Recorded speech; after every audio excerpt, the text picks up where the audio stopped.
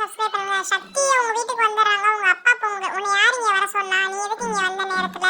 என் பொண்ணை பாத்துக்க எனக்கு தெரியாதா? நாங்களா இருக்கோம். நீ இது உன் குடும்பம் கிடையாது. நீ என்னை கல்யாணம் பண்ணியோ அப்பவே அது இது உன் குடும்பம் இல்ல. வேலு குடும்பம் தான் உன் குடும்பம். முதல்ல கிளம்புன்னு சொல்லிட்டு கேட்டை திறந்து வெளில போக சொல்லிடுறாரு. சக்தி ரொம்பவே ஃபீல் பண்ணி அழுதுகிட்டு இருக்காங்க. அதுக்கு வேலு சொல்றாங்க, நீ ஏன் இவ்வளவு அழுகிற சக்தி? அப்பானா அப்படிதான் பேசுவாங்க, நீ இதுக்கெல்லாம் கவலைப்படாத அப்படின்னு சொல்றாரு. எங்க அப்பா சொல்லும்போது எனக்கே நான் யாருன்னு தெரியல அப்படின்னு சொல்றாங்க. அதுக்கு நான் இருக்கேன்ல, நீ யார் இல்லைன்னு நினைக்காத, நான் உனக்கு எப்பவுமே கூட இருப்பேன். சரி வா, நம்ம 2 பேரும் போலாம். இல்ல உனக்கு எப்ப ஃபீல் பண்ணாம இருக்கியோ அப்ப வீட்டுக்கு போலாம். அது வரைக்கும் நம்ம பைக்ல போயிட்டே இருக்கலாம். அப்ப வா டீ குடிக்க போலாம்னு சொல்லி கூட்டிட்டு போயிறாங்க.